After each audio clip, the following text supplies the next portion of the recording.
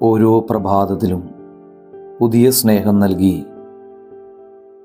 ഞങ്ങളെ കാത്തിരിക്കുന്ന പൊന്നുതമ്പുരാനെ, അവിടുത്തെ വലിയ കരുതലിന് നന്ദി പറഞ്ഞുകൊണ്ട് ഞങ്ങൾ അങ്ങയെ ആരാധിക്കുന്നു, സ്തുതിക്കുന്നു, അങ്ങയെ മഹത്വപ്പെടുത്തുന്നു.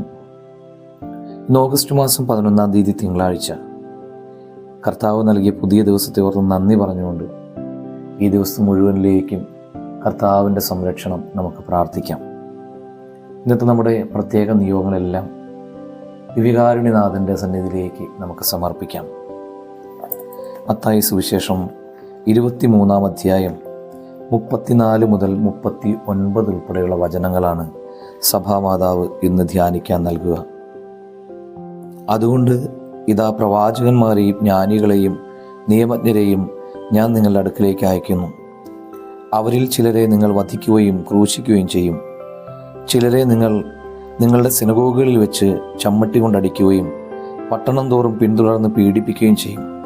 അങ്ങനെ നിരപരാധനായ ആബേലിൻ്റെ രക്തം മുതൽ ദേവാലയത്തിനും ബലിപീഠത്തിനും മധ്യേ വെച്ച് നിങ്ങൾ വധിച്ച ബറാക്കിയുടെ പുത്രനായ സഖറിയായുടെ രക്തം വരെ ഭൂമിയിൽ ചൊരിയപ്പെട്ട എല്ലാ നീതിമാന്മാരുടെയും രക്തം നിങ്ങളുടെ മേൽ പതിക്കും.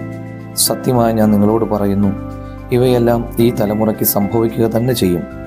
ജെറൂസലേം, ജെറൂസലേം, പ്രവാചകന്മാരെ വധിക്കുകയും നിന്റെ അടുത്തേക്ക് അയക്കപ്പെടുന്നവരെ കല്ലെറിയുകയും ചെയ്യുന്നവളെ, പിടക്കോഴി കുഞ്ഞുങ്ങളെ ചിറകുകൾക്കുള്ളിൽ കാത്തുകൊള്ളുന്നത് പോലെ നിന്റെ സന്തതികളെ ഒരുമിച്ച് കൂട്ടാൻ ഞാൻ എത്രയോ പ്രാവശ്യം ആഗ്രഹിച്ചു, പക്ഷേ നിങ്ങൾ വിസമ്മതിച്ചു.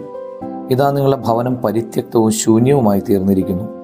ഞാൻ നിങ്ങളോട് പറയുന്നു, കർത്താവിൻ്റെ നാമത്തിൽ വരുന്നവൻ അനുഗ്രഹീതനാണ് എന്ന് നിങ്ങൾ പറയുന്നതുവരെ ഇനി നിങ്ങൾ എന്നെ കാണുകയില്ല.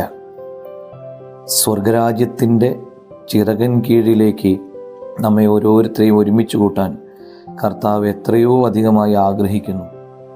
പക്ഷേ ഓരോ തവണയും ഓരോരോ ഒഴികഴിവുകൾ കണ്ടെത്തി നാം അതിൽ നിന്നെല്ലാം ഒഴിഞ്ഞു മാറുന്നു. യേശു സാന്നിധ്യത്തിന് ക്ഷാമം നേരിടുന്ന ഒരു കാലം നമുക്ക് നേരിടേണ്ടി വരും.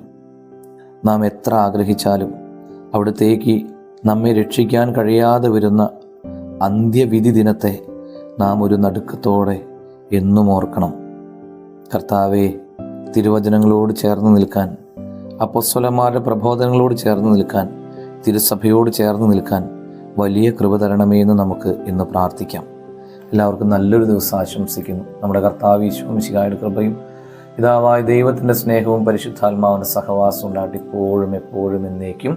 ആമേൻ.